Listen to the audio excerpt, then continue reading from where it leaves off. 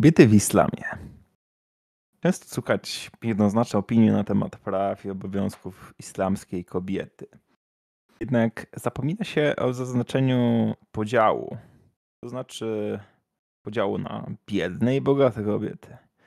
A to szczególnie dużo zmienia. Dla przykładu, bogate muzułmanki zakrywają ciała najczęściej nikabem, czyli pełnym strojem, dość ciężkim, ale na które mogą sobie pozwolić przez brak pracy fizycznej. W prosty sposób pokazują w ten sposób dewocję religijną. A z drugiej strony mamy niższe warstwy społeczne, pracujące kobiety, które chętniej wybierają lżejsze stroje.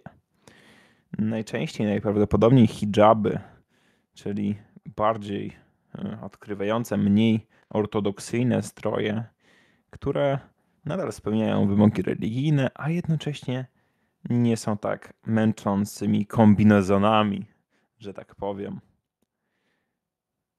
Naszym dzisiejszym ekspertem po raz kolejny jest Patryk Elbaf-Januszewski. Witaj, Patryku. Witam. Możesz już odnieść się do pierwszej kwestii, a więc jak miały się kobiety w państwach islamskich? No cóż, najważniejsza odpowiedź, myślę, konkretne pytanie to brzmi różnie. Po pierwsze, w zależności od okresu historycznego, jak i regionu. W początkowym etapie, bowiem właśnie w krajach arabskich, wygląd, strój był bardzo surowy, zakrywał najwięcej. Często był właśnie czarny, zakrywający twarz, przypominający nieco welony. Przede wszystkim musiał zawsze zakrywać włosy, gdyż włosy były uważane za, i nadal są uważane poniekąd za erotyczną część ciała, grzeszną część ciała. Za erotyczną, grzeszną część ciała. W innych regionach, jak właśnie Imperium Osmańskie czy perskie, przynajmniej do pewnego stopnia, stroje były bardziej kolorowe i nieco bardziej zbliżone do europejskich, jeśli chodzi o stopień zakrywania wszystkiego. Natomiast włosy przede wszystkim musiały być zakryte zawsze, od kiedy kobieta stawała się dojrzała, kiedy dziewczyna stawała się kobietą. Ta surowość obyczajów arabskich była też, jak zasięgałem opinii osoby zainteresowanej, ponieważ koresponduję z mieszkańcami Bliskiego Wschodu. Już myślałem, że korespondujesz z kobietami z Bliskiego Wschodu. Nie, aż takiego szczęścia jeszcze nie mam.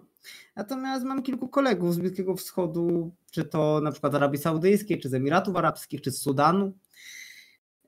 I właśnie przed nagrywaniem tego odcinka postanowiłem zasięgnąć pytania i porady w kilku kwestiach. Właśnie mój kolega z Emiratów powiedział, że właśnie w krajach arabskich jest i było to najbardziej surowe, właśnie też z powodu nie tylko samego islamu, ale również kultury arabskiej jako takiej, sięgającej jeszcze czasów sprzed islamu. Kobiety w takich właśnie krajach, z kolei właśnie w krajach arabskich nie miały aż tak... Pozwól, że ci przerwę. Zróbmy tutaj pauzę z powodów technicznych. Wracając po przerwie, możemy już mówić, proszę. Mówiłeś poprzednio o swoich znajomych, którzy opowiadali się o kobietach i... Tak, oczywiście. No cóż, dowiedziałem się w ten sposób właściwie o roli kobiety, przede wszystkim też w średniowieczu, o którym chciałem dzisiaj głównie mówić, że mężczyzna miał jednak limit odnośnie żon. Wynosił to on 4 żony. To był taki bardziej A to ciekawe. Zwyczajowy limit żon. Były to 4 żony i każdy musiał mieć równość. Każda żona musiała być tak samo utrzymywana przez męża. Inna sprawa, była z haremami, gdzie nie każda w haremie była żoną. Jakby były inne pozycje miały żony, inne pozycje miały konkubiny. Natomiast małżeństwa stricte, no to też dotyczyły Wymagały równości. Też, ale dotyczyły one również opieki nad kobietami, często wdowami, nie tylko jakby z samego pożądania.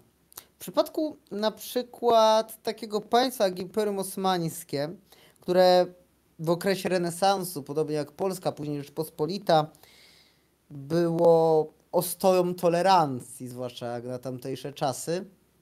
No to jest nawiązanie do serialu Wspaniałe Stulecie, do czasów młodości, pady Szacha Sulejmana Wspaniałego i intryg haremowych. To tam na przykład do wielkiej pozycji doszła jego faworytka Raskolanka, pochodząca z państwa polsko-litewskiego, będąca jednakże Rusinką, czyli powiedzmy współcześnie mówiąc Ukrainką, a która podporządkowała sobie cały ówczesny harem.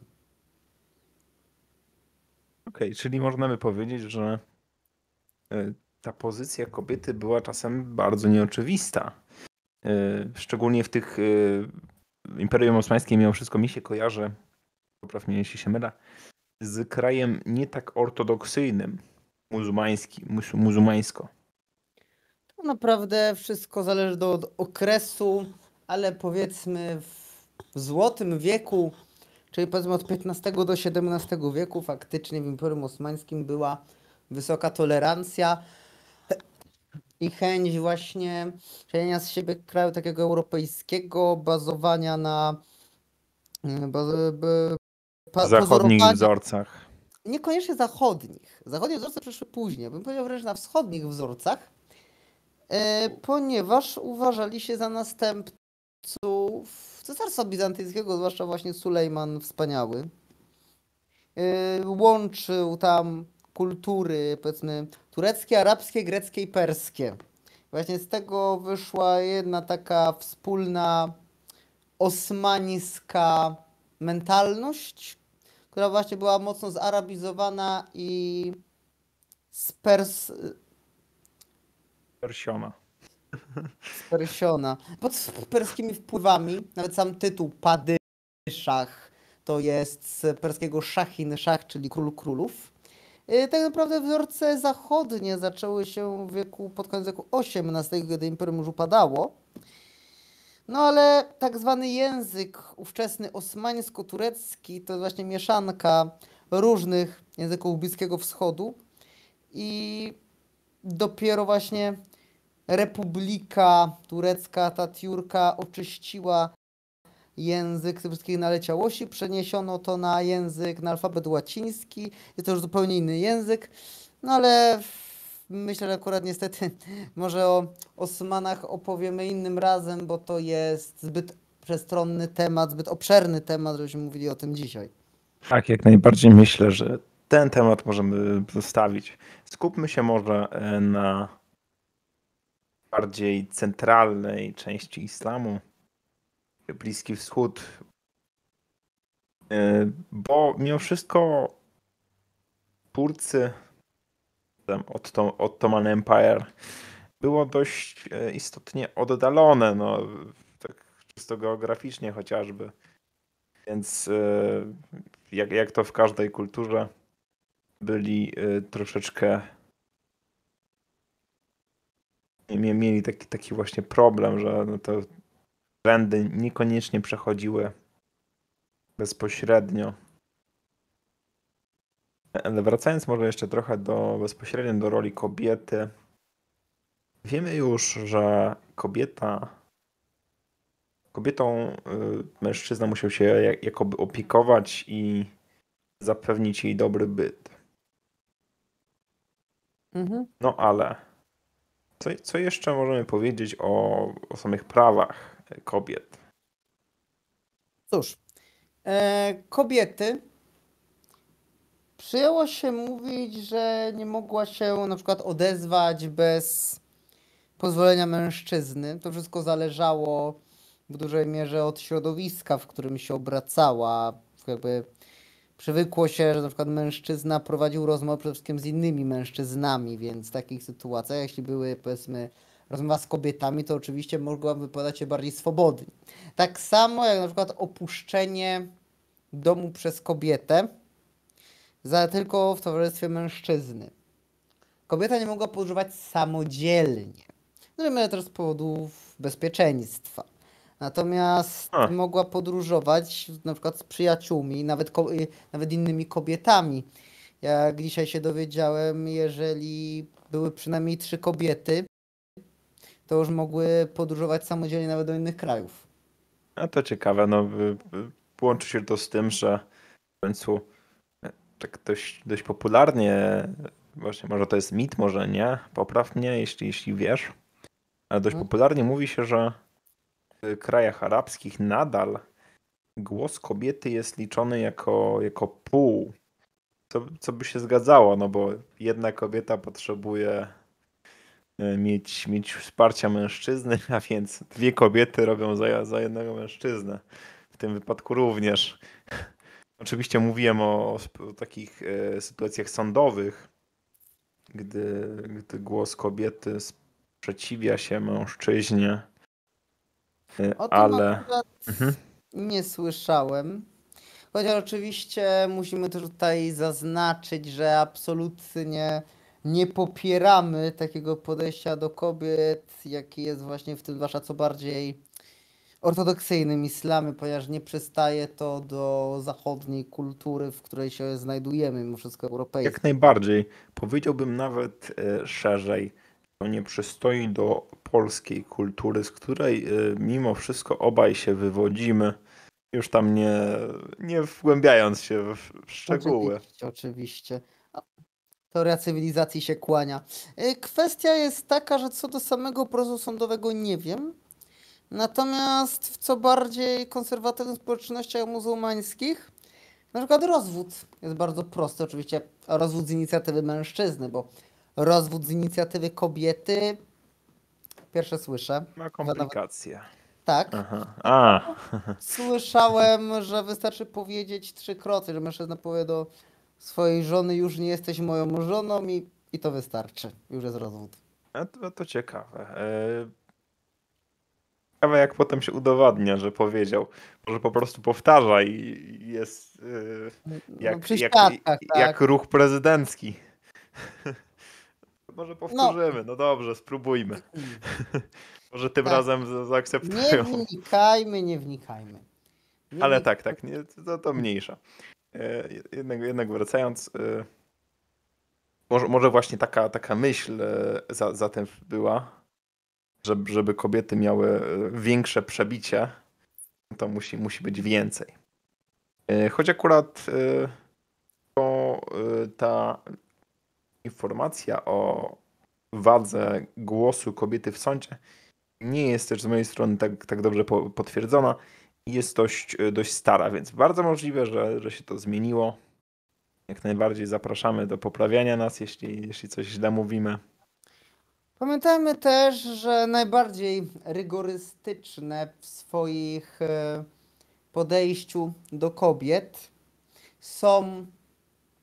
jest czołowy kraj przywódczy, nazwijmy to, islamu, sunnitów, wahabitów i też, czyli Arabia Saudyjska, czyli kolebka islamu, oraz przywódcy dużo mniejszej części świata islamskiego, jakim są szyici, czyli Iran, dawniejsza starożytna Persja, obecnie od 50 lat Islamska Republika.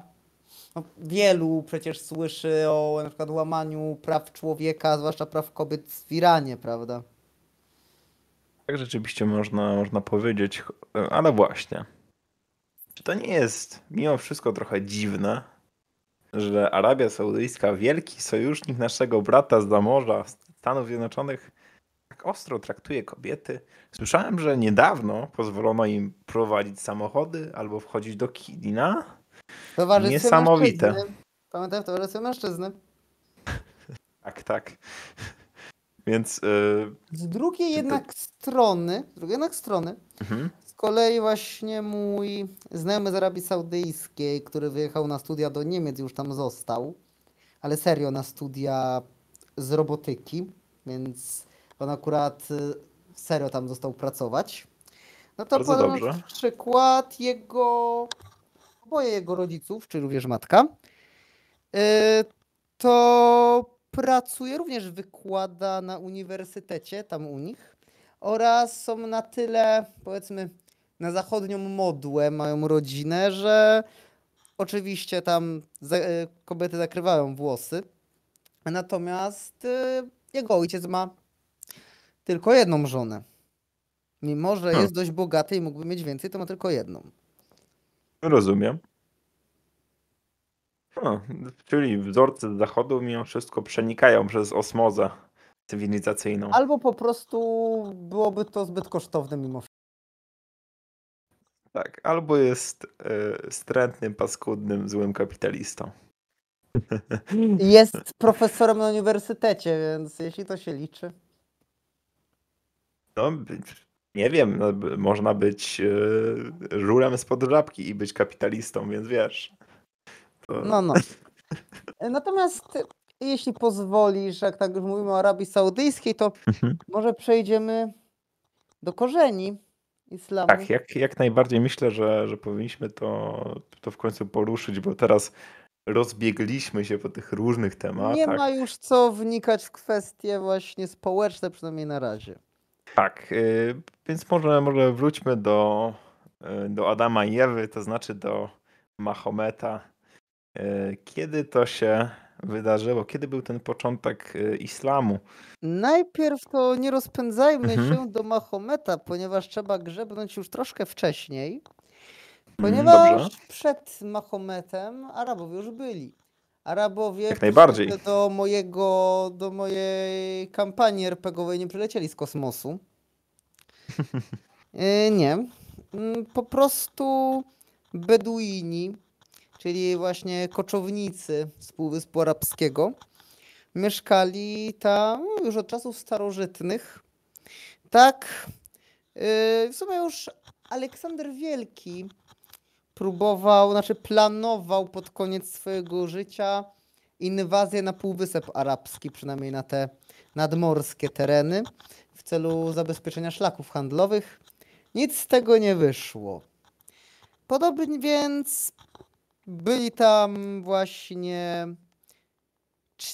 Beduini, którzy jeszcze w czasach pogańskich czcili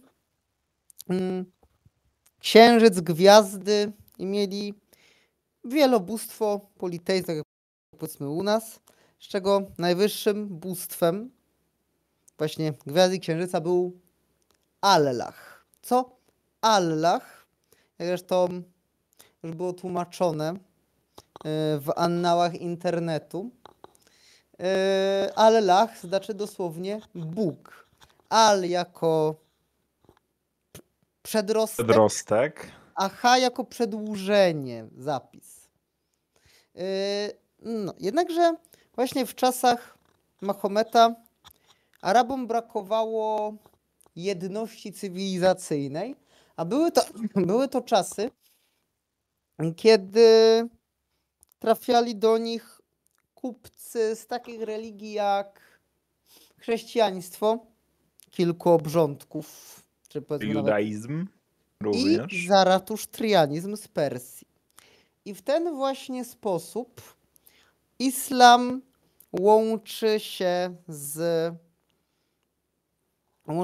jest bardzo podobny do wielu tych religii. To teraz jest przede wszystkim religia abrahamowa. To jedna z 3 religii abrahamowych, czyli właśnie chrześcijaństwo, islam i judaizm. Judaizm jako starsi bracia w wierze, powiedzmy my jako środkowi, i islam jako najmłodsi bracia w wierze. Nazwijmy to w ten sposób. Tak, żeby to uporządkować historycznie, jest dokładnie tak jak mówisz, czyli judaizm jest bardzo stary z naszej perspektywy. Potem około roku 20 któregoś chrześcijaństwo rozpoczyna się tak istotnie wraz z śmiercią Jezusa, a następnie już wiele lat później, gdy pozycja chrześcijańska była ładnie rozwinięta, na Bliskim Wschodzie wtedy w większości, ale jednak wtedy również do głosu dochodzi Mohamed, o którym mieliśmy tutaj wspomniane. Choć z tego, co słyszałem, początkowo chciał on trochę tak zagarnąć właśnie wśród chrześcijan, ale również wśród Żydów wpływy, sugerując, że on jest tutaj nowym Mesjaszem lub z drugiej strony, że on też wypełnia wolę Pana. No niestety spotkał się z nie najlepszym odbiorem starozakonnych. Jeśli tutaj pozwolisz, że wtrącę. Jak najbardziej. Przede wszystkim tak, zacznijmy od tego, że w islamie jest dużo większy nacisk na proroków niż w pozostałych religiach abrahamowych. U nas przede wszystkim mamy największy nacisk właśnie na Chrystusa, którego islam też uznaje za proroka. Według tradycji w roku 610 Mahometowi objawił się archanioł Dżibril, czyli po naszemu Gabriel, który przekazał mu właśnie Koran. Podarował mu z nieba Koran, świętą księgę. No i 3 lata później Mahomet zaczął rozpowszechniać islam, zwłaszcza wśród ubogich warstw społecznych. Jednakże nie spodobało się to bogatszym. I właśnie... Jak komunizm. No, powiedzmy, że... W tym aspekcie przynajmniej. Głosił wśród biednych, nie spodobało się to establishmentowi religijnemu, zwłaszcza bogatszemu, i rozpoczęły się prześladowania. Widzę, że poszedł chyba utartymi kolejnami tutaj troszeczkę. Bez urazy oczywiście. No. I 24 września 622 opuścił Mekkę i udał się do Jatribu, czyli do Medyny. I to właśnie jest uznawane za początek kalendarza arabskiego. Tak? Nawet według mnie można mówić o początku islamu wtedy, gdyż ta religia się istotnie powiększała od tego punktu. I też trochę zmieniła narrację, ale to swoją drogą. Tak, ogólnie rzecz biorąc, mamy w tym momencie rok 1402 według kalendarza arabskiego. No tak. Zawsze chciałem żyć w średniowieczu. Dobrze, ale żarty na bok. W każdym razie później powrócił ze swoimi zwolennikami w 630 roku, podbił Medynę i przejął Kabę. Kaba to jest właśnie najświętsze miejsce. Jest to czarny sześcian w Mekce, wokół którego modlą się wszyscy muzułmanie i muzułmanin, kiedy modli się 5 razy dziennie, to zawsze musi, tak? Musi się kierować w kierunku Mekki.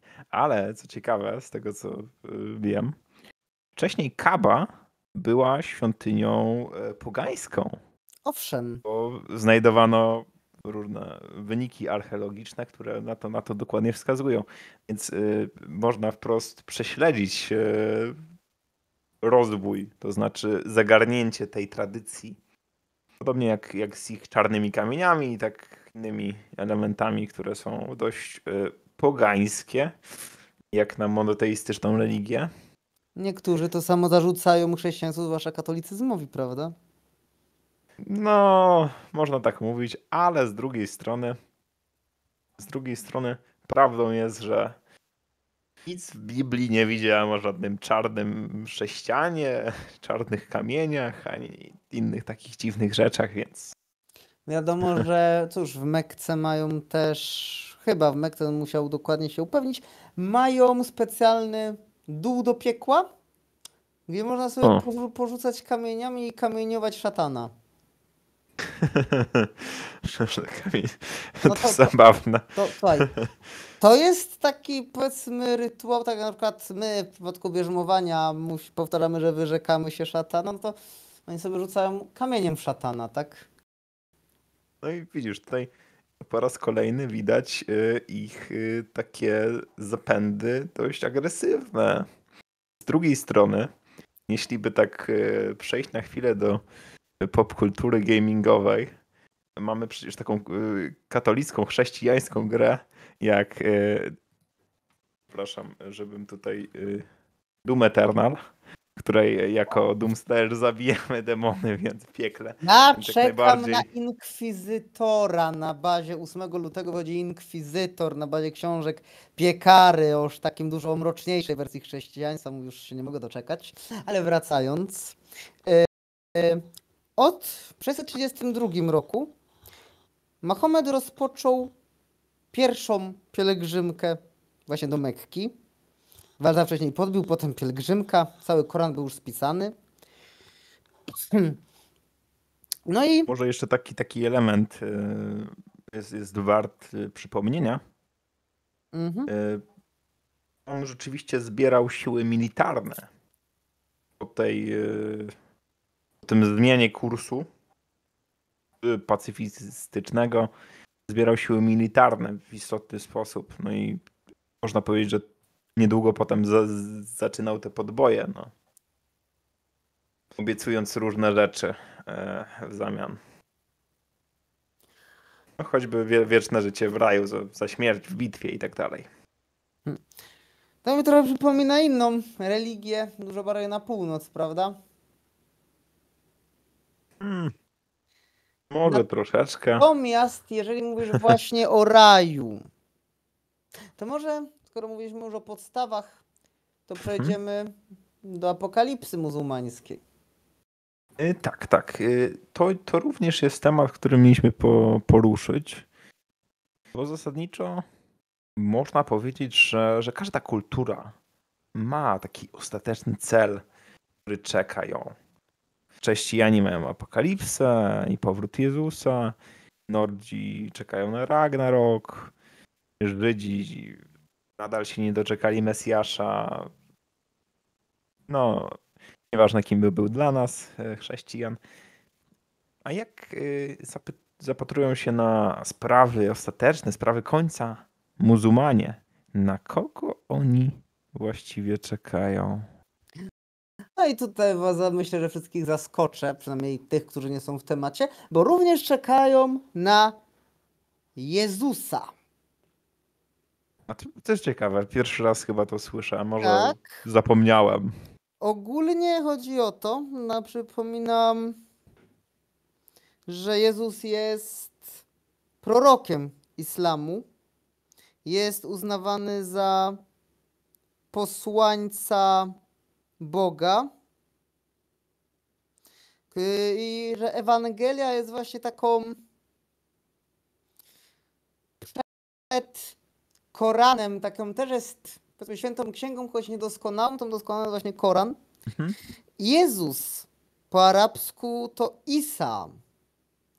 Isa ibn Maryam, czyli dosłownie Isa syn Maryi. Ponieważ właśnie muzułmanie dosyć szanują Maryję jako matkę proroka. No i właśnie wracając do samej apokalipsy. Apokalipsę w islamie nazywamy Dżuam ad-Din, czyli dzień sądu, którego też nikt nie znał nawet prorok Mahomet. Natomiast też rozpoczyna się od trąb. Jak mówi sura 81 z Koranu, pozwolisz, że zacytuję fragment. Proszę bardzo. Przyjdzie dzień, w którym słońce zamknie się lub zgaśnie, to jest dopisek, a gwiazdy ze sklepienia niebieskiego spadać będą. Góry zostaną uniesione w powietrze, zwierzęta drapieżne gromadami snuć się będą, otchłanie oceanu zleją się, a dusze z swymi martwymi zwłokami połączą się.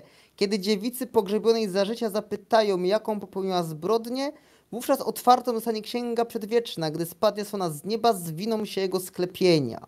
Również ma się to rozpocząć od trąby.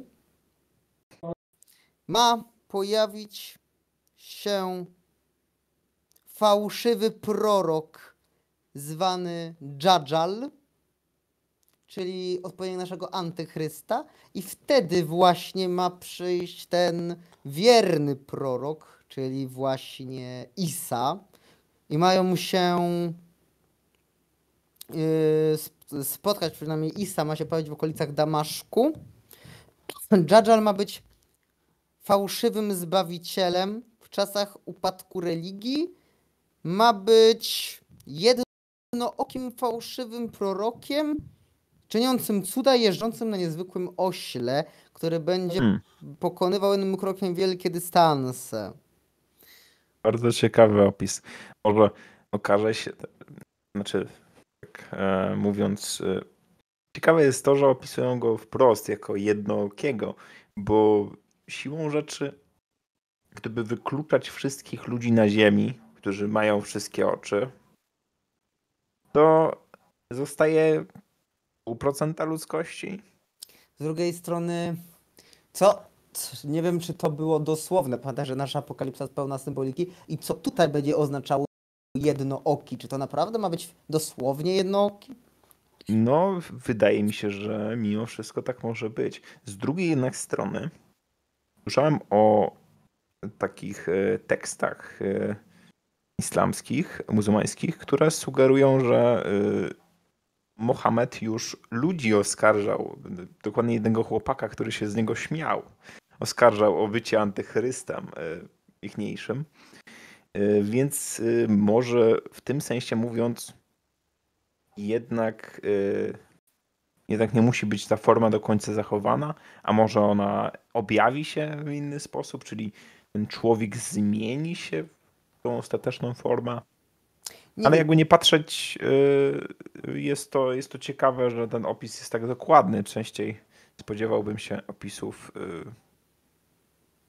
właśnie niedokładnych, takich największy ze złych, czy coś takiego. Dużym problemem, znaczy u nas też jest w miarę dokładny, że centrum świata stanie się Jerozolima i wszystkie narody będą się kłaniać temu, który panuje z Jerozolimy. Brzmi znajomo. Problemem jest na przykład też to, że jednym z ważnych elementów złych czasów poprzedzających apokalipsę według islamu ma być to, że wszyscy staną się bogaci. Tak. Ponieważ czyli to brzmi jak inflacja. Chodzi o... Nie. Znaczy w sumie trudno to powiedzieć. Chodzi o to, że jeżeli wszyscy staną się bogaci i nikt nie będzie chciał przyjąć jałmużny. I to będzie złe, ponieważ każdy muzułmanin musi dawać jałmużnę. Jeżeli nie będzie mógł dać jałmużny, no to nie będzie mógł dążyć do świętości. Więc jeżeli wszyscy staną się bogaci i nie będzie chciał jałmużny, to będzie problem. Myślę, że gdybym był takim pobożnym muzułmaninem, obszedłbym to bardzo prosto. Zabrałbym swojemu dziecku wszystko, co ma, a potem dawał mu jałmużnę. Easy. Może... Trzeba po prostu myśleć i wtedy nie ma problemu. Tak, a alkohol pić pod dachem i w nocy, bo wtedy Allah nie widzi? Tak, bo Allah nie widzi. Dokładnie. No dobrze. Ale może albo w lodówce, bo w lodówce jest dach. A Allah jest w pustyni, a w lodówce jest zimno, ale w nocy na pustyni też jest zimno. Wracając, co jeszcze mogę powiedzieć w ogóle o samych może odłamach islamu? No właśnie. Główną grupą, jak wspomniałem, jest islam sunnicki i następny w kolejce jest islam szyicki. Wydaje mi się, że w tym temacie warto jest wrócić do początków tego rozłamu, że z mojej wiedzy, które historycznie były po tym, jak Mohamed umarł. Było to związane bezpośrednio z tym, że nie do końca było to oczywiste, jaką sukcesję w religijnym świadku Mohamed by chciał po sobie zostawić. Mamy tutaj z jednej strony próbę cięcia jego sukcesji przez rodzinę. To jest jeden odłam, a drugi to jest odłam, który wywodził się z jego apostołów właściwie. Tak, według sunnitów Mahomet nie pozostawił konkretnego następcy, dlatego po jego śmierci podboje rozpoczęli Umayyadzi. Natomiast według szyizmu to właśnie potomkowie jego córki Fatimy i jego zięcia Alego. I to są właśnie imamowie, którzy są przywódcami, a wśród sunnitów to jest po prostu są przywódcy modlitewni. Szyizm jest ogólnie jak na islam, że tak jeśli mogę tak powiedzieć, bardziej nastawiony teokratycznie. Taka ciekawostka. Imam oznacza po prostu przywódcę. Dlatego może być, jest wielu imamów w islamie. To może znaczyć różne rzeczy. Albo tych pierwszych imamów, którzy sobie tam swoją pozycję ładnie umocnili po śmierci Mahometa.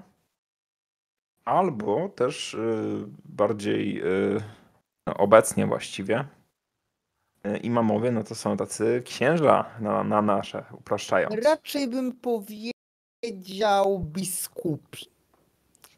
Przynajmniej jakby przede wszystkim hierarchia islamu nie jest tak scentralizowana jak chrześcijaństwa. Kiedyś religijnym przywódcą islamu, do czego jeszcze przejdziemy dzisiaj, był kalif, który w średniowieczu, przez większość średniowiecza był odpowiednikiem, powiedzmy też naszego cesarza, ale po upadku kalifatu jako państwa stał się po prostu odpowiednikiem papieża, który współpracował z różnymi przywódcami, potem jakby każdorazowo, powiedzmy padyszah osmański stał się kalifem i to on był właśnie przywódcą wiary. Natomiast po załamaniu się kalifatu wraz z wprowadzeniem Republiki Tureckiej nie ma tego głównego przywódcy religijnego. Wiadomo... Podobno kiepsko to przeżyli, gdy okazało się, że ich kalifat, czyli te święte państwo, które to miało rozszerzać się do końca światów i tak dalej, które zmieniło się w republikę, czyli w taki niegodny właściwie według muzułman, niegodny kraj. Tak, dlatego Atatürk później dobił i zlikwidował ogólnie instytucję kalifatu. Przez nie tak dawno były próby odtworzenia kalifatu, chociaż niezbyt dobrze to skończyło, ponieważ jakby pretensje do tytułu kalifa wystosowało państwo islamskie. No, właśnie, ciekawe. tak, Syria, Irak. To właśnie oni powoływali się, że to oni są kalifatem. Przede wszystkim należy wspomnieć też o tym, gdzie są główne jakby wpływy poszczególnych religii. Szyizm obecnie jest religią przede wszystkim, bym powiedział, bardzo państwową. Większość szyitów zamieszkuje Iran i Irak, tak w połowie Iraku. To takie bardzo, dosyć lokalne w tym momencie. Sunnizm, zamieszkują też trochę Indii, ale tak bardziej jako religia państwowa tutaj mówię. Mhm. Sunnizm dla odmiany to jest większość świata arabskiego. W islamie jest też, co mnie zawsze bardzo interesowało, bardzo silny nurt mistyków. Chyba nawet silniejszy niż w chrześcijaństwie. Tak zwane zakony sufitów, wśród których najsłynniejszym są derwisze. Być może słyszałeś o derwiszach. W Korwiczach rzeczywiście coś mi To są się tancerze. obiło. Oni modlą się tańcząc, wirując w kółko w takich białych szatach. Im te białe szaty tak falują wokół nich, mają takie czapki wysokie. To są właśnie, Rzeczywiście, chyba nawet widziałem kiedyś. tak, to są właśnie derwisze. Ogólnie, czym jest mistycyzm? Mistycyzm w każdej jakby religii opiera się głównie o tym samym, czyli o bardziej bezpośrednim, jakby dążeniu do bardziej bezpośredniego kontaktu z Bogiem przez prywatne modlitwy i medytacje, mniej jakby zinstytucjonalizowane niż standardowo w kościele. Tylko że w islamie jest to dużo bardziej rozpowszechnione. Sam jestem zdania, że najważniejsze w wierze jest na przykład prywatna modlitwa, prywatne skupienie na Bogu. W sensie to, co jest naprawdę w sercu, natomiast trzeba też uważać, bo właśnie z tego powodu w islamie jest tak wiele grup religijnych, właśnie z powodu tego daleko posuniętego mistycyzmu. Na Tak, bo przykład, jak w każdej ideologii, czy religii, która bardzo rozgrzewa ludzi, tworzą się grupy mniejsze lub większe, które skupiają się na konkretnych aspektach. I czasem tworzą właśnie oddzielne kulty, sekty przez te właśnie skupienie. I no tak samo jest w islamie, ale pewnie też w wielu innych religiach. Więc nie rozdrabniając się,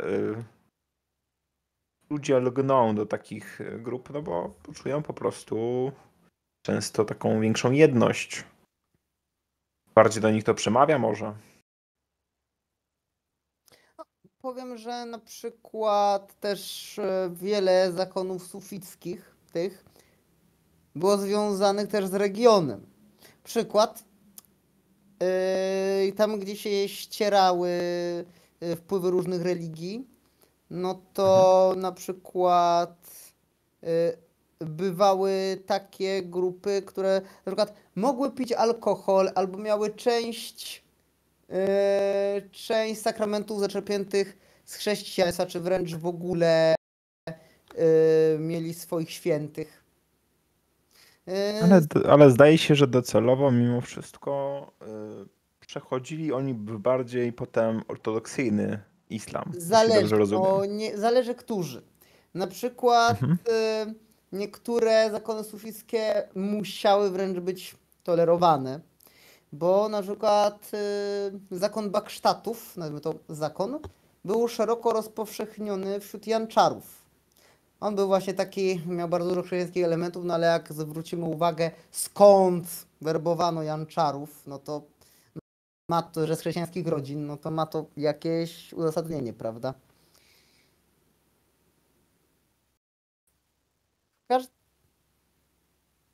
W każdym razie,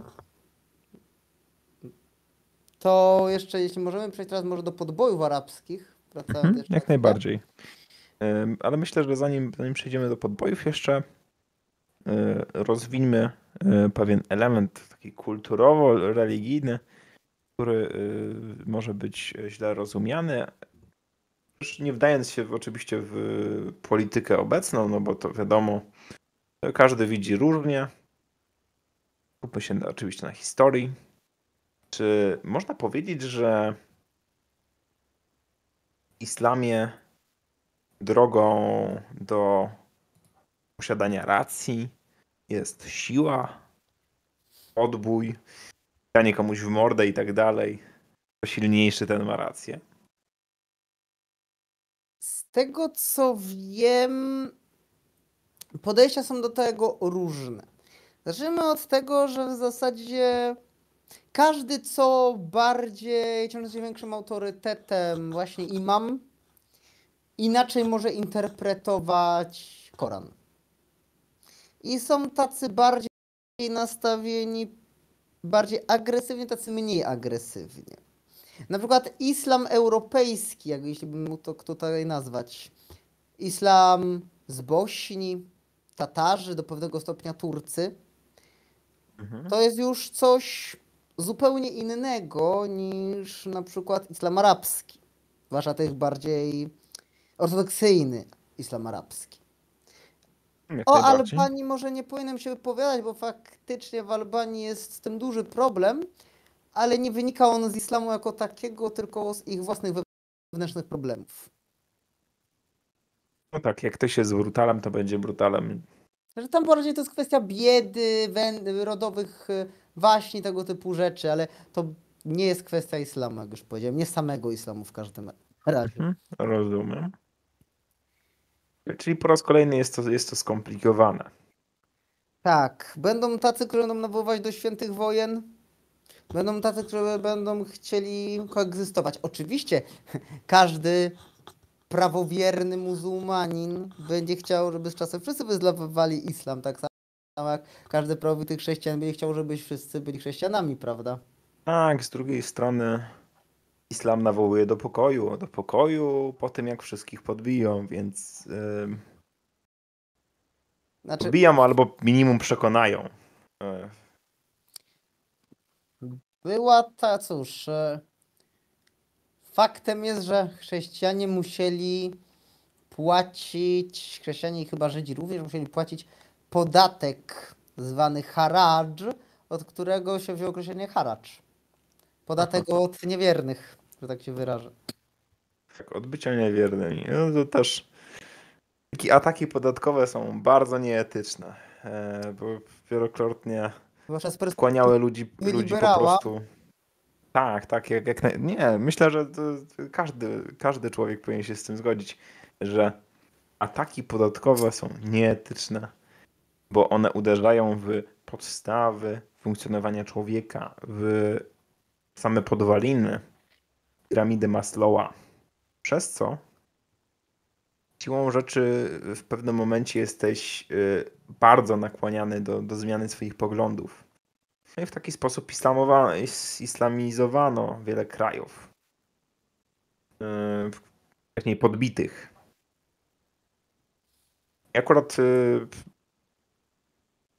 to jest oczywiście lepszy aspekt, w tym sensie, że lepsza alternatywa niż gdyby mieli dosłownie wyrżnąć wszystkich niewiernych. Choć oczywiście obaj się zgodzimy, że wolność religijna powinna być w każdym państwie zapewniona. Nawet jak ktoś bardzo się z nami nie zgadza.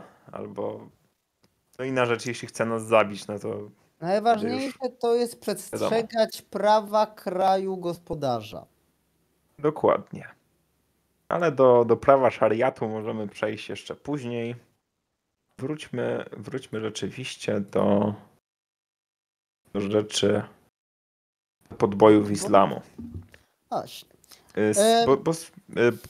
Skoro mamy już początek, mamy koniec, mamy apokalipsę, nieco o kobietach, przejdźmy więc do tematu, który najbardziej ukształtował tę religię. No bo zgodzisz się, że podboje islamu, czyli ekspansja militarna, dała mi największego kopa, że tak powiem. Aż już takie podboje islamu większe kończą się historycznie, tak z tego co wiem, trochę z wojnami krzyżowymi, no bo potem już to troszeczkę wygasło. Tak naprawdę zbrojny podbój, przynajmniej na zachodzie, kończy się podczas bitwy pod Poitiers. To miała ona miejsce w 732 roku, co jest o tyle ironiczne, że równo w 100 lat po rozpoczęciu podbojów przez islam. Jest to bitwa znana z tego, że majordom Franków Karol Młot pokonał tam Arabów, dzięki czemu uzyskał dość sławy, żeby obalić słabą już dynastię Merowingów i dzięki temu rozpoczęła się dynastia Karolingów, z jego najsłynniejszym jej przedstawicielem pierwszego zachodniego cesarza od upadku cesarza rzymskiego, jego wnuka Karola Wielkiego. Ale nie była to jedyna możliwość, znaczy jedyna sytuacja takiego wielkiej bitwy, która postawiła tamę islamowi, ponieważ w tym podobnym czasie było arabskie oblężenie Konstantynopola, nie w podobnym, w sumie 50 lat wcześniej, jedno, No ale też było z później, perspektywy, o której mówimy. było kilka oblężeń tak naprawdę. Było na przykład oblężenie czteroletnie, było oblężenie roczne. I to właśnie sprawiło, że Arabowie już dalej się nie wdzierali w Cesarstwo Bizantyjskie. Udało im się tylko czasowo podbić Cypr, Kretę i Sycylię, jeśli chodzi o tereny właśnie bizantyjskie. Na zachodzie dość szybko podbili właśnie Bliski Wschód z Egiptem, czemu sprzyjało wzajemne wykrwawienie się dwóch odwiecznych rywali. Bizancjum i Persji. Ogólnie Grecji i Rzymu to już jeszcze ciągnąć się przecież od czasów Xerxesa i Spartiatów, aż do właśnie wojny z VII wieku, ostatniej wojny, powiedzmy rzymsko-perskiej, chociaż może nie do końca, bo potem były jeszcze starcia osmańsko-perskie, więc zawsze coś tam było. Natomiast zmierzam do tego, że oba imperia się mocno wykrwawiły i były już zbyt słabe, żeby dać odpór właśnie muzułmanom, gdzie dwóch się bije, tam przeciwnik korzysta, jak mawiają, a dodatkowo Bizancjum, jeżeli coś było pewne w Bizancjum, to wojna domowa i problemy religijne. No i na przykład zamieszkujący Bliski Wschód i Egipt, monofizyci, dużo mieli taki silny spór z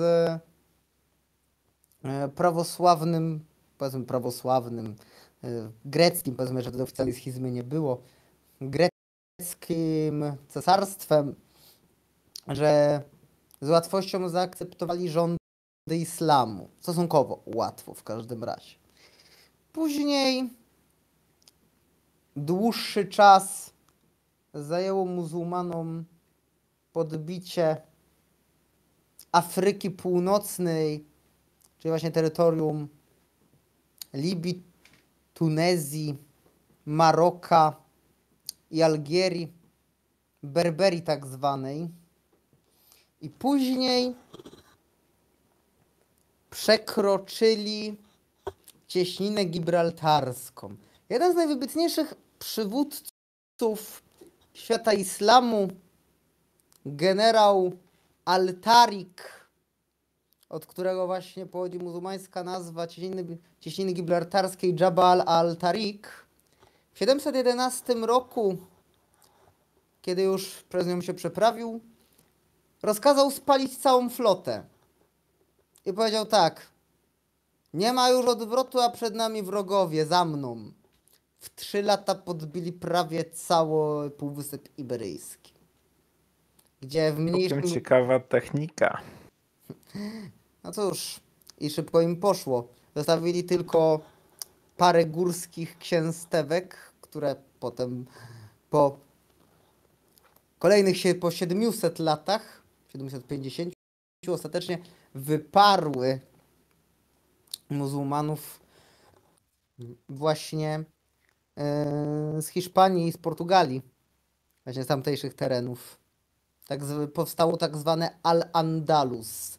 Z tego czasu jedno z potężniejszych, a na pewno bardziej rozwiniętych kulturowo krajów islamskich.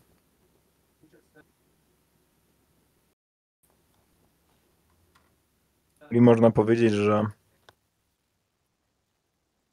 ostatecznie mimo pewnych zwycięstw, nawet dość istotnych, no bo Hiszpania, najsławniejszy element podbity przez islam, jednak rozbili się oni o wrota Europy, jak można powiedzieć.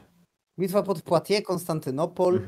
Dokładnie. Na wschodzie też była bitwa, której teraz nie pomnę, która zastopowała ich ekspansję na przykład na Tybet czy Indię na pewien czas. Więc można powiedzieć, że mimo wszystko technologia militarna Europy, gdy już miała okazję, żeby trochę okrzepnąć, była w stanie islam po prostu zatrzymać. Może po prostu jesteśmy najlepszymi wojownikami świata. Pamiętaj proszę, jaki był wtedy też obszar kalifatu.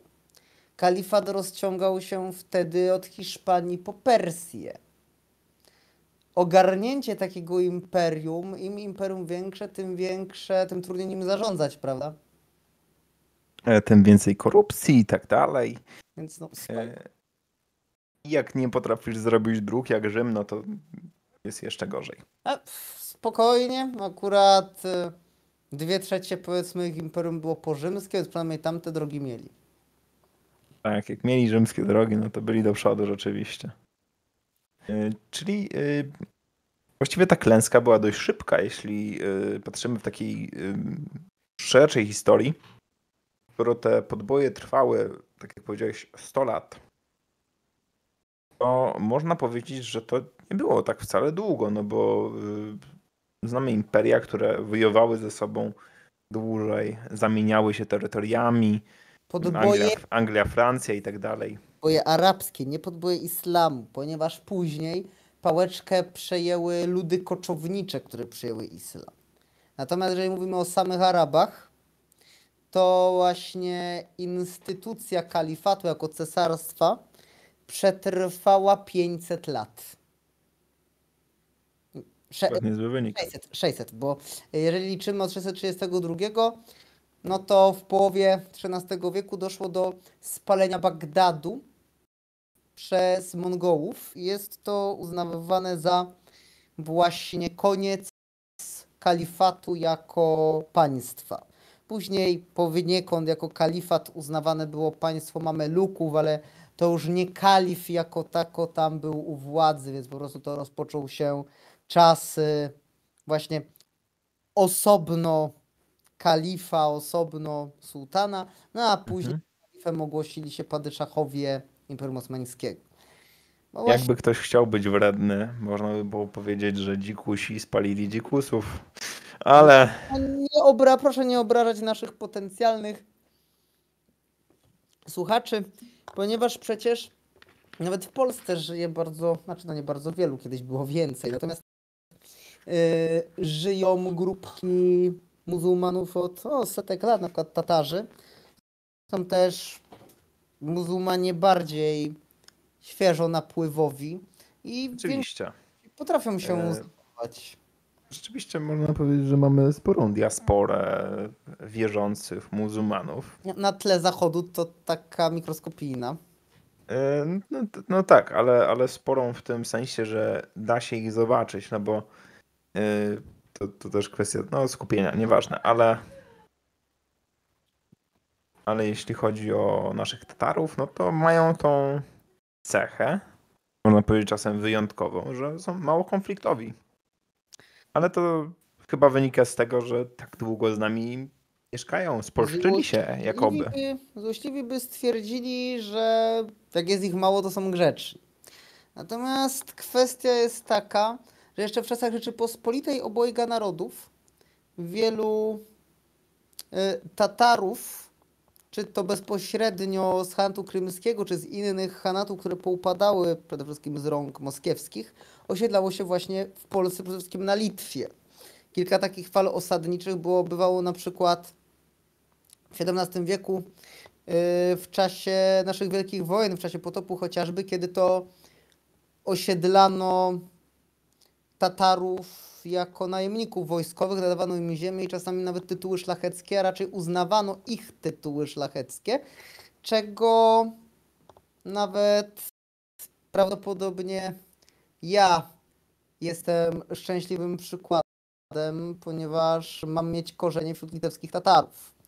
Natomiast właśnie ostatnią elementem, kiedy właśnie tacy Tatarzy służyli w polskim wojsku, przez wiele lat nazywano ich Lipkami i mieli duży wpływ na naszą militaria, ponieważ na przykład tak zwany pułkownik Ułan znaczy czerwony, był Tatarem i to on stworzył jednostkę Ułanów. I właśnie jak jest piosenka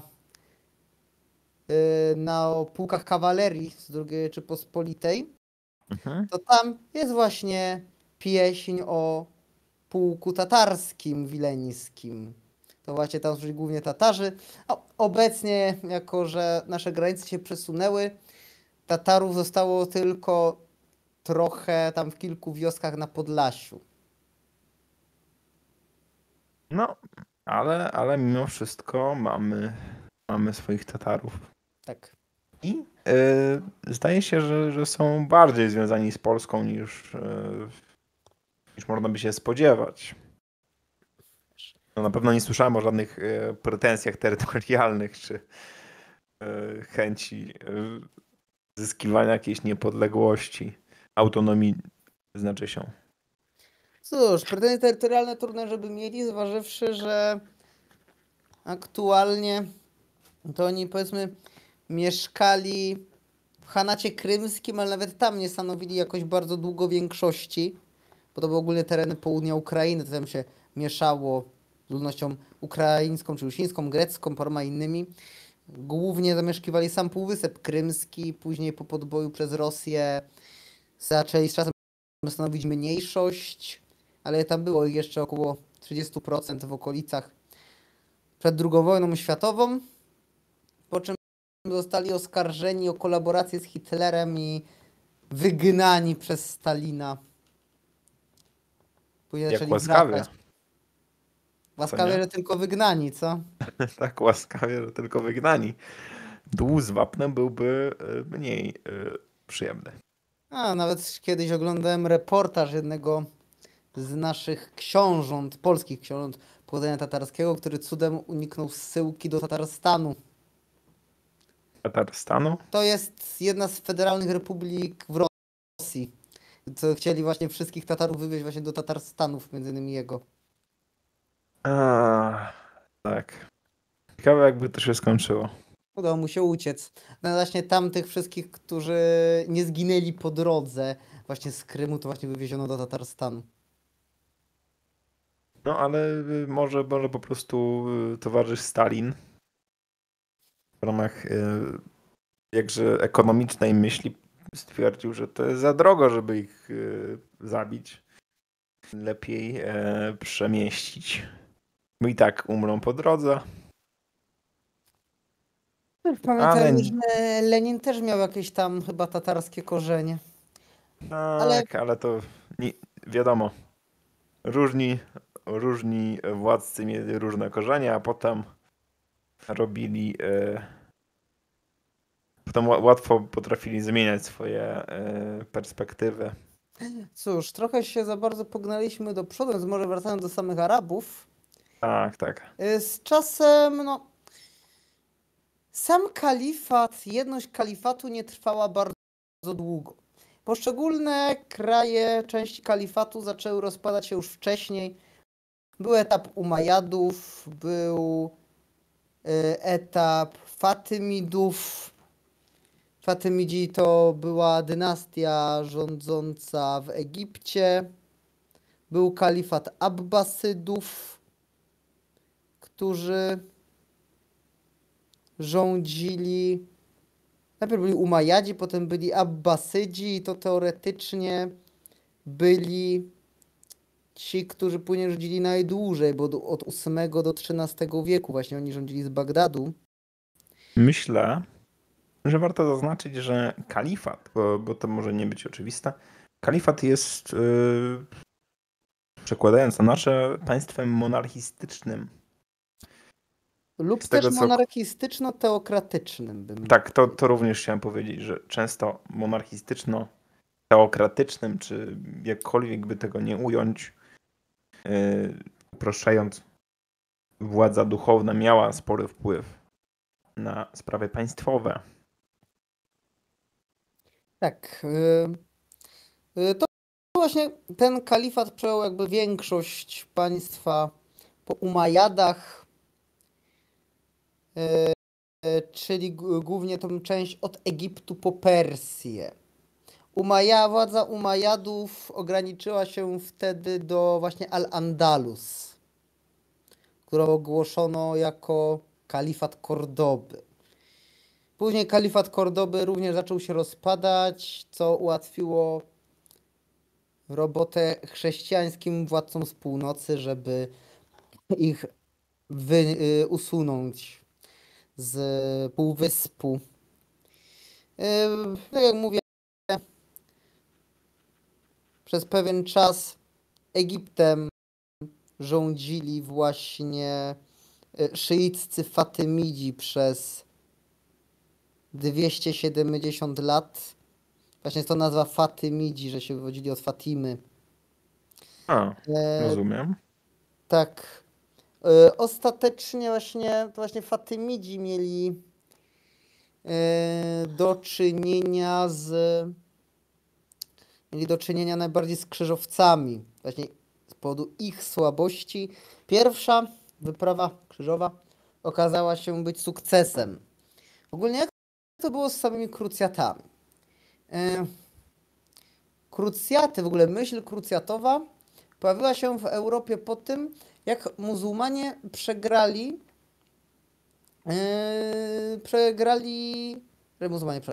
jak Bizancjum przegrało w walce z nowym zagrożeniem, z koczownikami pochodzącymi z Azji Środkowej, czyli z Turkami seldżuckimi. Tak, byli to pierwsi Turcy i niestety nie ostatni, z którymi Bizancjum miało problemy.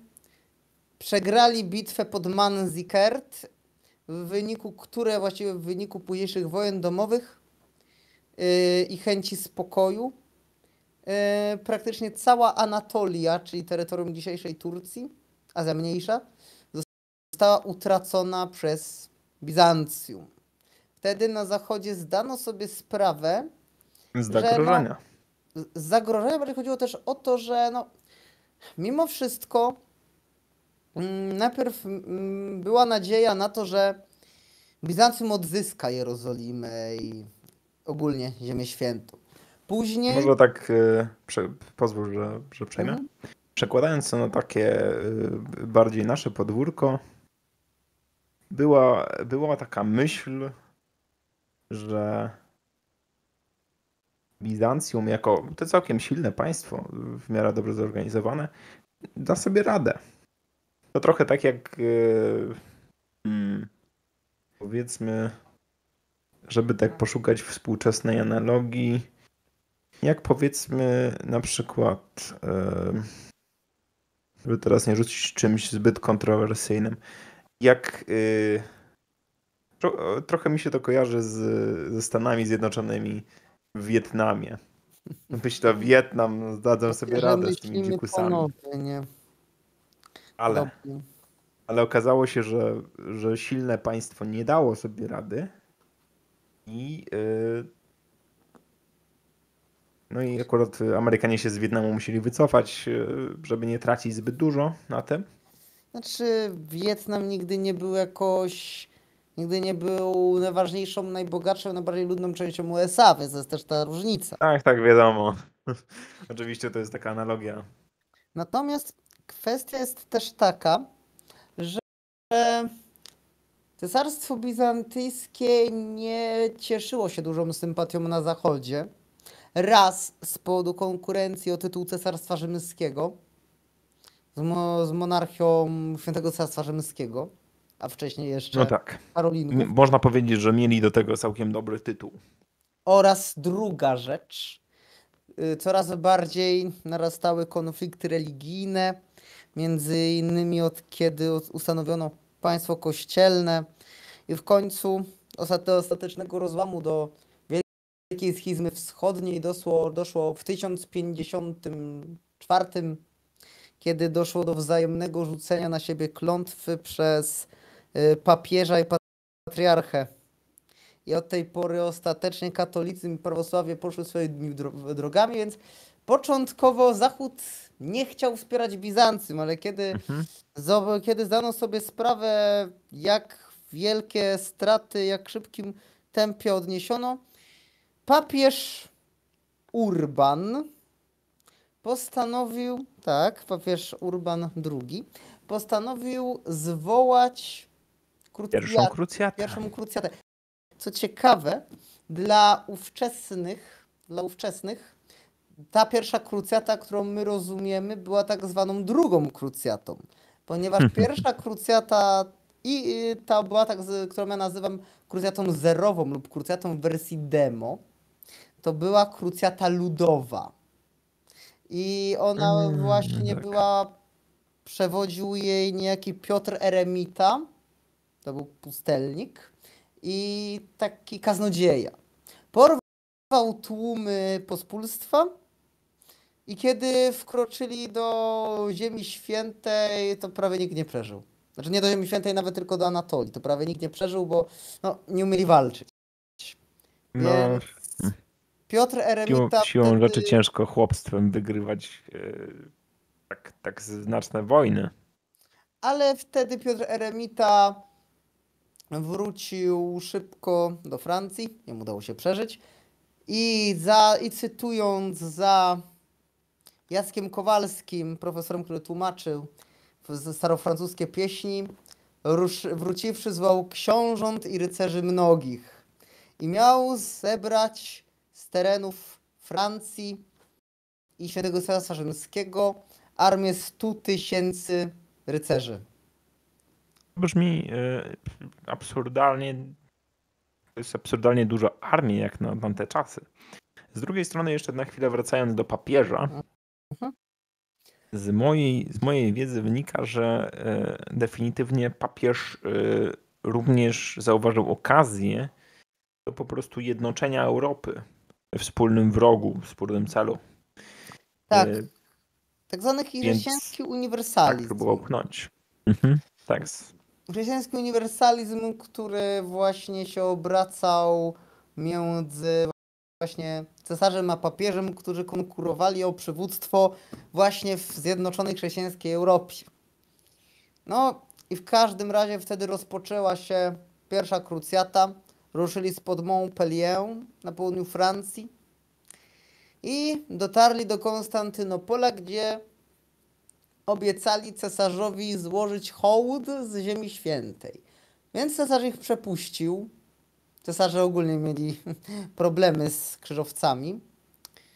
Zwłaszcza 200 lat, nieco ponad 100 lat później w sumie bym bardziej powiedział. No ale tutaj to krzyżowcom udało się przedrzeć przez Anatolię. Przedarli się do Ziemi Świętej.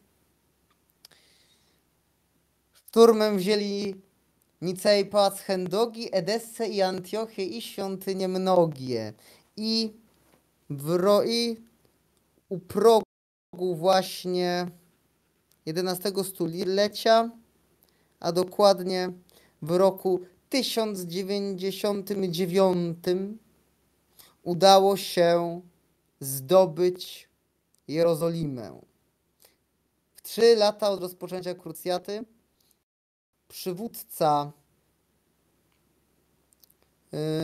przywódca wojsk wyprawy krzyżowej był książę Gottfried z Bouillon, francuski rycerz. Natomiast nie był on pierwszym królem jerozolimskim, ponieważ się nie zgodził. Kiedy wybrano go na króla Jerozolimy, ale on powiedział wtedy słynne słowa: nie godzi się, abym nosił koronę tam, gdzie Panu włożono koronę cierniową. Przyjął natomiast tytuł obrońcy grobu świętego i dopiero po jego śmierci tron przypadł Balwinowi z Boulogne. Jerozolima była ważną, więc jako królestwo była dość ważnym państwem w regionie. Rozwijała gospodarkę z krajami włoskimi przez prawie 90 lat, aż do 1187, kiedy coraz większą rolę zaczęli odgrywać Turcy w regionie. Między innymi tak zwany sułtanat Rum, czyli sułtanat Rzymian dosłownie. I wtedy Jerozolima została odbita przez muzułmanów. Tak? Myślę, że jeszcze zanim tak dość szybko przeszliśmy do odbicia przez muzułmanów, warto jest spojrzeć na taki element dość istotny, mam wrażenie, tego, że krucjaty tak naprawdę były wojnami wypowiedzianymi już jako kontra względem napaści muzułmanów, tak uproszczając najbardziej, jak to można powiedzieć. A poza tym, tak mówiąc to taką analogią trochę do gier komputerowych, strategicznych, mieliśmy klejmy na tą ziemię, gdyż ona wcześniej była chrześcijańska. Tak, właśnie ludzie często zapominają o tym, że chrześcijaństwo przecież rozwijało się przede wszystkim w wschodniej części Imperium Rzymskiego, czyli we współczesnej Turcji, Ziemi Świętej i Egipcie. Dokładnie. Tam było imperium nasze, które przyjęło chrześcijaństwo, więc tam była chrześcijańska ziemia bardzo długo. No tak. A dopiero różne rozłamy, wojny i tak dalej, to już skomplikowane rzeczy, Tak jak już mówiłem, podbyły Araby. doprowadziły do tego, co się zapamiętało w pamięci masowej ludzi, że Egipt i tak dalej, Ziemia Święta, no to jest muzułmańskie, czemu wy tak wchodzicie tutaj, krzyżowcy paskudni. Tak. Więc tak, to tak jak już mówiłem, mieliśmy pewne prawa do tej ziemi, dość istotne, można by powiedzieć. No cóż, nawet ja, jak wspominałem, jak byli słynni rycerze szpitalnicy, to chociażby w mojej rodzinie było nawet takie powiedzenie, że pewnie szpitalnicy, bo jak mordowali, to krew się lała jak na sali operacyjnej. A szpitalnicy tak naprawdę dlatego, bo oni właśnie przyswoili medycynę muzułmańską i dostarczyli ją do Europy. No, trochę słyszałem o tej medycynie muzułmańskiej. Może i tak, ale bądźmy szczerzy, współczesna chemia, spora część medycyny, w dużej części jeszcze antycznej, ale zakonserwowanej przez Arabów. Arabowie właśnie, jakby to ładnie ująć, korzystali z bardzo wielu osiągnięć starożytnych i później przechowując ją w ten czy inny sposób dotarła ona do Europy właśnie poprzez Al-Andalus i przez okres krucjat. Czyli po raz kolejny można powiedzieć, muzułmanie podbijali, więc zebrali sobie knowledge, wiedzę. Ale to też wyszło, jak już podbili, no to lepiej, że zabrali niż że tak, wiadomo. zniszczyli. Chociaż były też takie przypadki, na przykład paradoks kalifa Omara, który według legendy ostatecznie dobił Bibliotekę Aleksandryjską, bo ten słynny pożar Biblioteki Aleksandryjskiej to nie było jednego pożaru, była kilka pożarów przez setki lat. Był pożar za Cezara, był pożar z czasów chrześcijańskich, był w końcu pożar z podboju islamskiego. I Może po prostu brakowało im pewnego brodatego polityka z gaśnicą. No tego, że tak powiem, nie było żadnego pożaru ze strony starozakonnych, przynajmniej mi na ten temat nie wiadomo. Natomiast paradoks kalifa Omara, kiedy zobaczył właśnie już te resztki, ale nadal imponujące resztki Biblioteki Aleksandryjskiej, miał powiedzieć tak: jeżeli w tych księgach jest to, co w Koranie, to znaczy, że są zbędne. Jeżeli jest tam cokolwiek innego, to znaczy, że są niebezpieczne. Czyli jak to komunista typowy bał się, nie mówię, że był komunistą, ale jak komuniści bał się wiedzy innej, więc dopalił księgi. No niestety. Barbarzyństwo. Choć historycznie no, w wielu wojnach zdarzało się niszczenie dóbr kultury, posągów, świątyń i tak dalej. Dla przypomnienia, w obecnym prawie, w konwencjach międzynarodowych, przynajmniej tych większości uznanych, niszczenie dóbr kultury jest zbrodnią wojenną. No niestety właśnie państwo islamskie się tego nie stosowało i dużo poniszczyło, jako że było pogańskie. Że niszczono, powiedzmy, stare świątynie, czy nawet kościoły z Bliskiego Wschodu, tam nestoriańskie i inne kościołów wschodnich, bo pogaństwo, bo trzeba zniszczyć, bo to nie islam. No tak, a jednocześnie można wyłowić taki specyficzny fragment, nie będę cytował, ale sens był taki, że starozakonni, Żydzi, jak i chrześcijanie mają swoją księgę, do której powinni się odwoływać i tak dalej, i tak dalej. To, co skłania nas do tego, że właściwie powinni nas bardziej szanować. I My mamy naszą księgę. I wielu tak robi, nazywają nas wszystkich ludami księgi. Nawet Dokładnie. dlatego właśnie też religia abrahamowa, ponieważ uznają, że wszyscy jesteśmy dziećmi Abrahama. Ogólnie Abraham miał mieć 2 synów, Izaaka i Ismaila, i właśnie muzułmanie mają się wywodzić od Ismaila.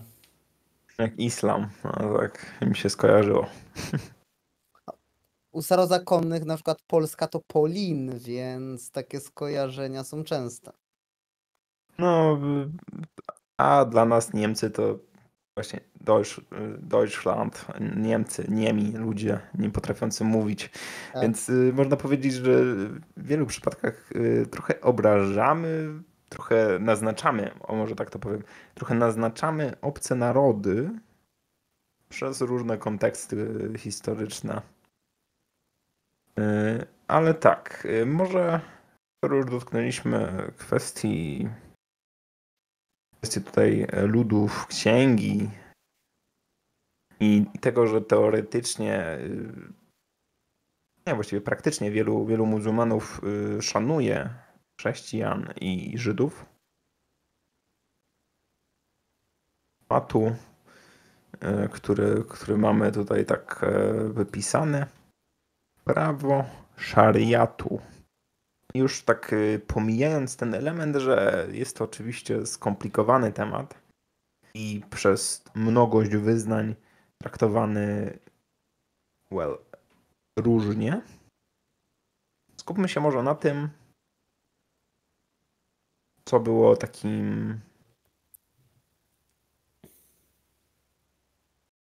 początkiem, w jaki sposób w ogóle je wywodzono i tak dalej. No bo prawdopodobnie wiele wojen teologicznych w tym temacie było, ale właśnie to, co mamy dzisiaj, jest oczywiście piękne i ciekawe, a z drugiej strony należałoby się zagłębić w ten początek. Z czego to się wywodzi? No cóż, szariat za zadanie miał regulować i jakoś połączyć cały kalifat, całą społeczność islamską. Co istotne, nie było to tylko prawo religijne, tak jak w przypadku chrześcijan. Mamy swoje zasady religijne, które posty i tak dalej, które nas obowiązują w sposób miękki mimo wszystko.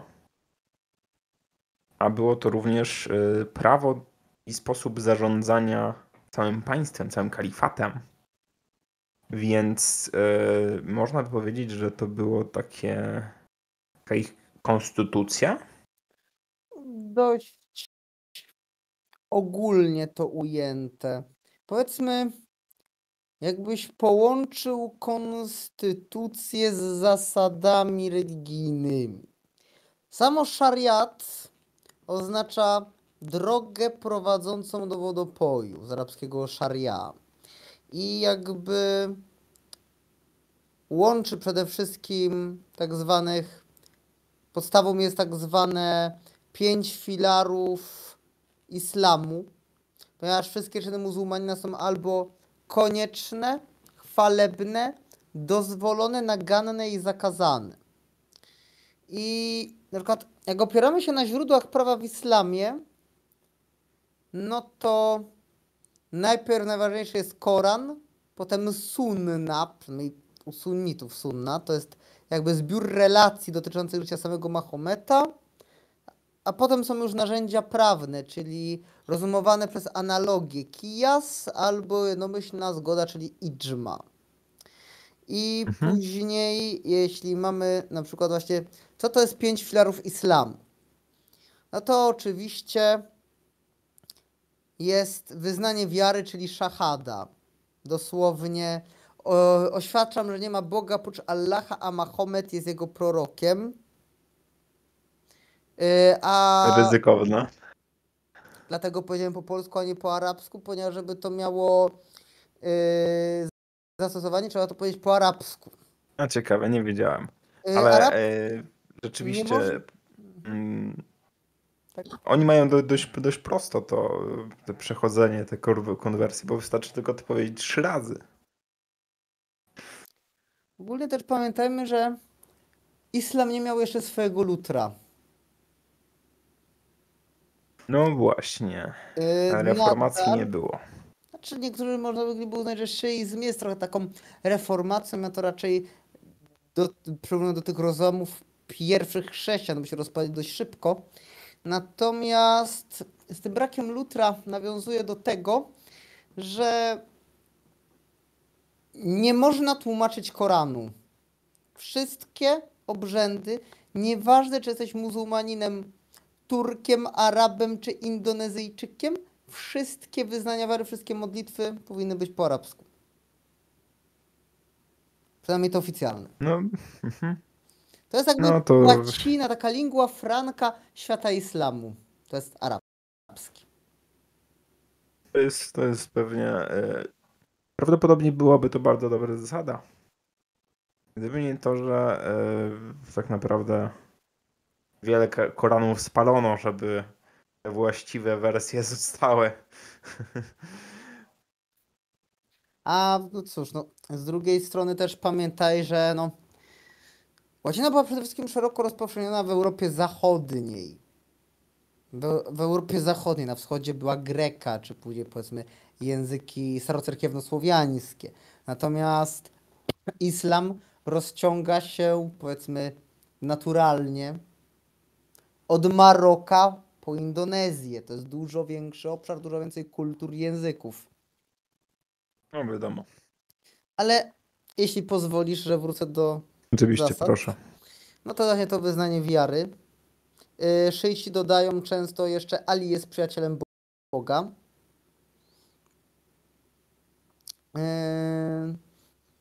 Jest 5 razy dziennie modlitwa w stronę Mekki. Co ciekawe, początkowo to było w stronę Jerozolimy. Tak, przez pierwsze 15-16 lat islamu to było w stronę Jerozolimy.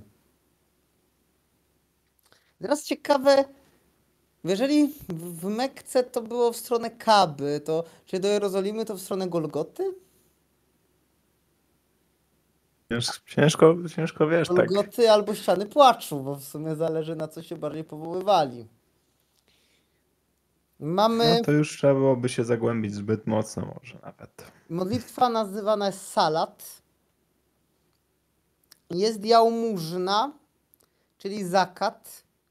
Muzułmanin ma obowiązek oddawać część swych dochodów na biednych. Tradycyjnie około 2,5%.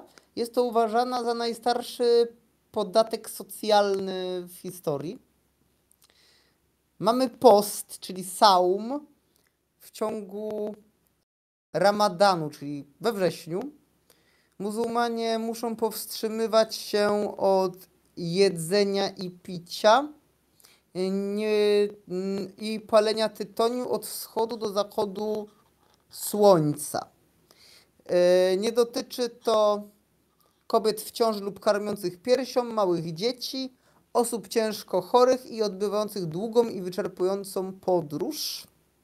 A niektóre co bardziej ultrakonserwatywne ruchy, jak na przykład wahabici, to nawet unikają przełykania śliny. Teraz pytanie, plują? No chyba tak. No i ostatecznie pielgrzymka do Mekki, czyli hadż. Hadż to jest po prostu pielgrzymka. Musi być ją przynajmniej raz w życiu, jeśli pozwala mu na to sytuacja materialna. Mój kolega, zielonoświątkowiec, kiedyś mu się wszystko pomyliło i się mnie kiedyś zapytał, czy to prawda, że wy katolicy przynajmniej raz w roku, znaczy nie, raz w życiu musicie wejść na Jasną Górę. Więc tak, coś mi się troszeczkę pomyliło. Ogólnie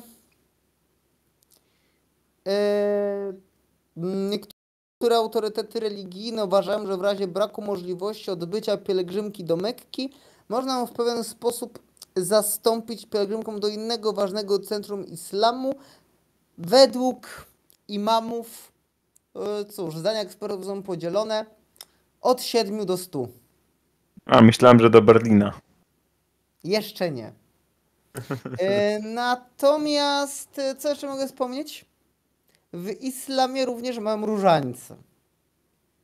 O, Swoje nie własne słyszałem. oczywiście.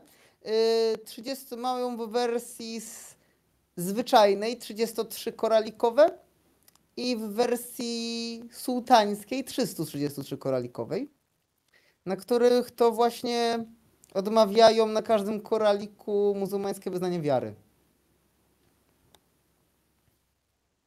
No to bania może być zryta po takim 303, 30. Cóż, Uff. nie na darmo u nas mamy jednak co 10 koralików różańca tajemnicę, żeby się nie pogubić, prawda? No tak. Ale jeszcze co do samego hadżu, co do pielgrzymki, kiedyś standardowo na przykład wśród najbardziej ortodoksyjnych, to było na przykład to, że trzeba było pielgrzymkę odbyć pieszo albo ogolić głowę. Na początku pielgrzymki Pieszo dojść z Ameryki. z Indonezji, wyspy. Tak znaczy wiadomo, statkiem można, gdzie można pieszo, nie? Ale ogólnie powinno się w miarę możliwości pieszo, trzeba było ogolić głowę na znak czystości. Co ciekawe, brody nie. Tylko głowę. No tak. A brodę mają, jeśli dobrze pamiętam, tak zwyczajowo brodę mają dlatego, że mają się upodabniać do proroka. A, tego ja akurat nie słyszałem. Natomiast kwestia jest taka... Chyba, że źle pamiętam.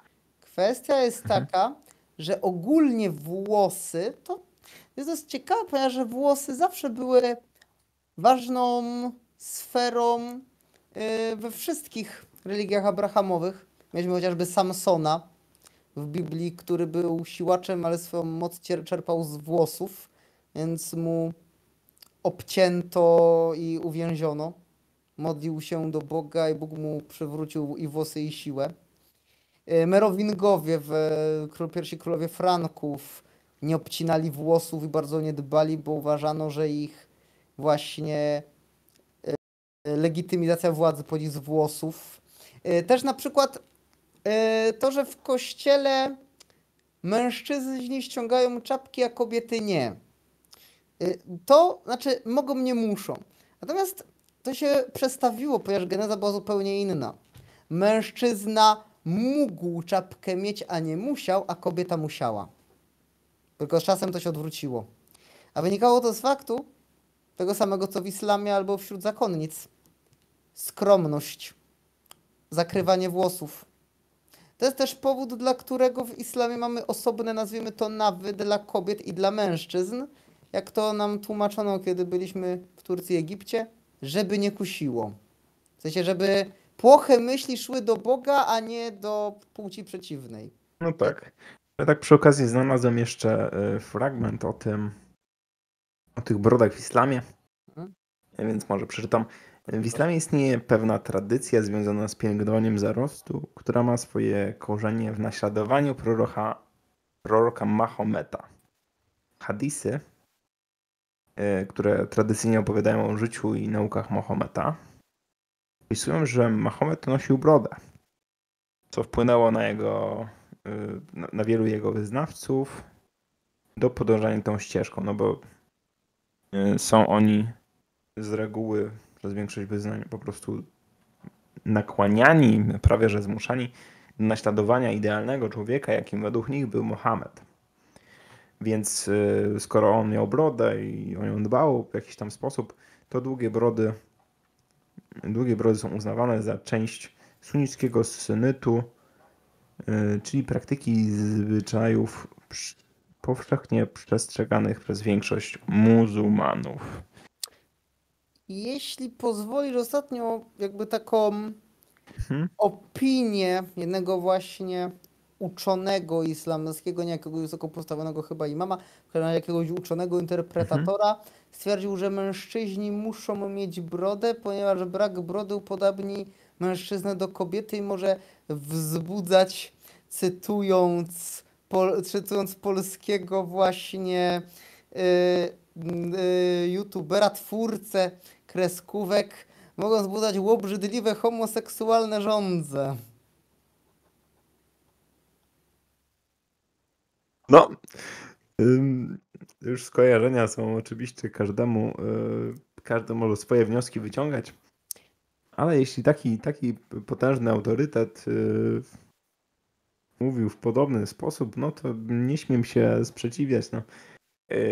Mimo wszystko, jakby nie patrzeć, muzułmanie, a przynajmniej ta bardziej popularna ich część, jest bardzo przeciwna homoseksualizmowi i innym typom myślenia w kategoriach seksualnych. To jest dość ciekawe, zważywszy, że tak jak w naszej kulturze nie patrzy się aż tak krzywo, jak na przykład kobiety na przywitanie całują się w policzki, tak w islamie robią to mężczyźni. Tak? Widziałem na własne oczy.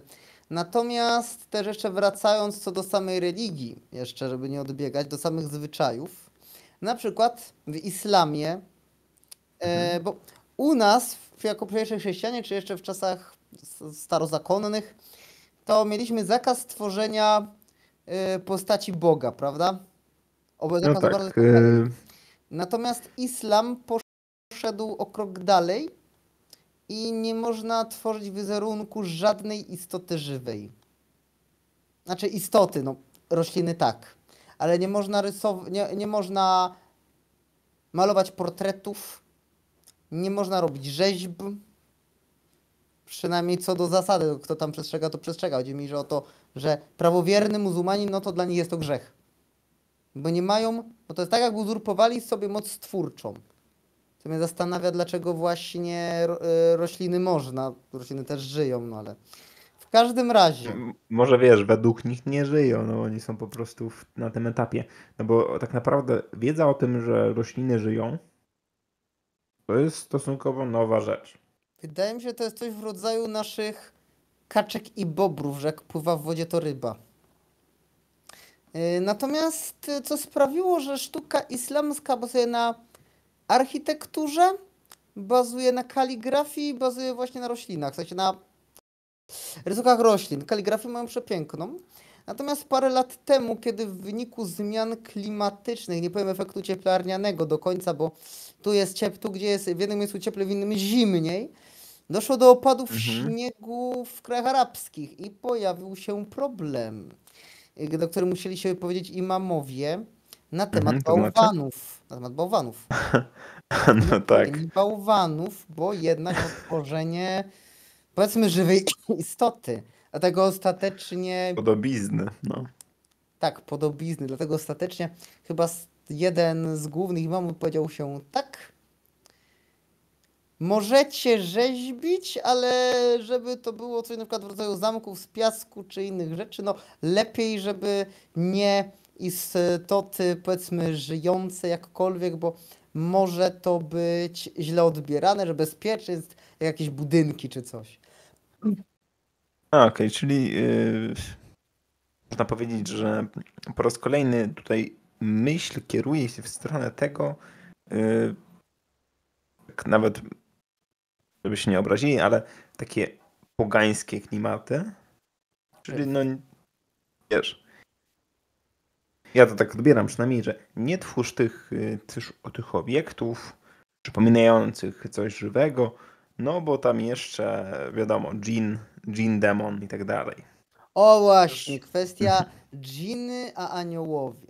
Zacznijmy od tego, że aniołów w islamie jest bardzo niewielu i przede wszystkim aniołowie według islamu nie mają wolnej woli.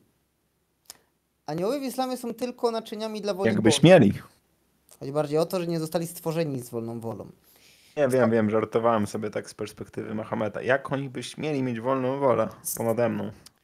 Chodzi bardziej o to, znaczy nie ponad nim, tylko odrębną od woli Allaha. Natomiast oczywiście w islamie też są demony, które nie pochodzą od aniołów, tylko od złych dżinów, bo są złe dżiny i dobre dżiny. I właśnie szejtan i iblis, dwa główne demony, to miały być właśnie dżinami. Bo z perspektywy islamu i anioł upaść nie może, bo anioł jest tam czymś w rodzaju, nie wiem, robota. I to nawet nie specjalnie AI-a. Ja to tak postrzegam w każdym razie. Rozumiem. Też niektórzy uważają, że Dzibril z naszej perspektywy, czyli Gabriel, to nie jest ten sam Gabriel, co zwiastował Maryi, ponieważ objawił się z czarnymi skrzydłami. I że niby to oznacza, że był upadły, natomiast według wielu źródeł podobno słyszałem, że nasz Archanioł Michał miał mieć czarne skrzydła, więc ja bym tutaj nie uznał czarnych skrzydeł od razu za określenie upadłego anioła, że nawet nie chodzi o kwestię mojej własnej twórczości, co no, bądźmy szczerzy, nie bądźmy rasistami, zawsze można powiedzieć afroniebianie. No tak. Nie, dokładnie, sama kolorystyka nie musi być tak oczywista. W końcu, jakby nie patrzeć, człowiek biały nie jest tak naprawdę biały, tylko jest kremowy. Jak się opali, to jest ciemnawy. Tak, dokładnie. Jak się zawstydzi, to jest czerwony. Tak. A jak wyzionie ducha, to jest szczęśliwy. Tak, i kto tu jest kolorowy? Znam. I kto to jest kolorowy? No i cóż, chyba tyle z podobnych rzeczy można powiedzieć. Ogólnie właśnie może o samej konstrukcji jeszcze meczetu. Przy meczecie zamiast dzwonnicy są wieże zwane minaretami, z których właśnie muezin nawołuje 5 razy dziennie do modlitwy. Były zawsze Musieli swój alarm zrobić, nie? No bo jak pamiętać, że 5 razy, no to może być bardziej problem. mnie zastanawia, że kurczę, przed czasami nagłośnienia, bo teraz mamy nagłośnienie, przed czasami nagłośnienia, że byli w stanie obudzić całe miasta, nawołując, musiała to być bardzo dobra akustyka. No wiesz, są takie specyficzne miejsca na naszej kuli ziemskiej, gdzie akustyka jest idealna. Jeśli dobrze pamiętam, Aztekowie stworzyli właśnie taką piramidę, która dawała idealną akustykę. gdzie mówiąc szeptem słychać cię było na bardzo dużo odległości. Ale o to akurat bym nie oskarżał muzułmanów. Może po prostu dar kota tak bardzo, że jakoś tam było go słychać. Cóż, ogólnie niektóre, co ważniejsze, meczety mogą mieć więcej minaretów. Tradycyjnie standardowy meczet miał mieć jeden minaret, ale im meczet ważniejszy, tym minaretów było więcej. Na przykład meczet w Stambule ma 6 minaretów, dlatego musiano dobudować kilka minaretów w Mekce, jako ten właśnie święty meczet z Kabą. To ma 9 minaretów. I rozmaz No, to się wypipczy. No i cóż, tak naprawdę o to tutaj właśnie chodzi. Ale zasadniczo tym samym dochodzimy do końca naszego podcastu, bo większość istotnych tematów poruszyliśmy. Tak, na tematy muzułmańskich koczowników, jeżeli wypowiemy w temacie Imperium Mongolskiego czy Imperium Osmańskiego, ewentualnie Dokładnie. wiążemy w temacie krucjat. No nie mówiąc o tym, że jest to niszowy temat raczej. Islam niższym tematem? Nie, ludy koczownicze islamu Hmm, muzułmańskie. No jest to dość niszowe, tak mi się wydaje. tym lepiej dla nas.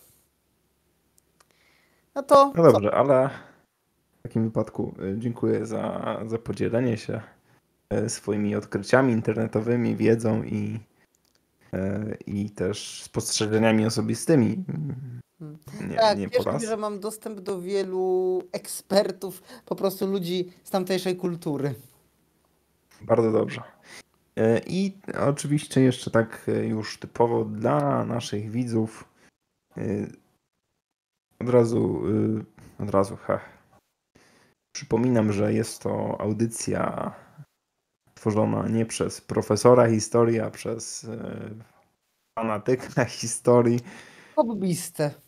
hobbystę historii, więc jak najbardziej jeśli chcecie się zagłębić w temat, zostawimy pod filmem źródła. My raczej mamy na celu zainteresowanie tematem niż... No, nie opierajcie Tak, nie jest to zasadniczo wykład akademicki, bo pamiętajcie, że historia ma wiele swoich odmian i wiele perspektyw. Nie jest to nauka ścisła. Dokładnie. Można powiedzieć, że historia jest często pisana z perspektywy jakiejś nacji lub pojedynczej osoby, przez co opinie się spłycały. Tak jak jeden historyk mógł napisać, w wiosce Kraków jest dużo kupców ze wschodu. Następny po nim mógł powtórzyć, że w wiosce Kraków byli tylko kupcy ze wschodu. A kolejny już w ogóle mógł wymyślić, że to był jakiś nakaz. Może Kraków na wschodzie. Ale z dalszego wschodu. No, słuchaj. O co do słowa głuchy telefon, zaraz by nam Kraków przenieśli. Zaraz się okazało, że zamiast Będzina mamy Będzin, czyli Pekin i tyle by było. No tak. Więc tak jak chciałem przekazać, historia bywa przewrotna. Dlatego zachęcamy do rozwijania tematu, jeśli coś szczególnie Was zainteresowało. Ale poza tym zapraszamy na inne nasze audycje, które w przyszłości ukażą się na tym kanale. Możliwe, że w pewnym momencie również sam osobiście jakiś temat przedstawię. Ale no to jeszcze musicie poczekać. Do usłyszenia. Do zobaczenia.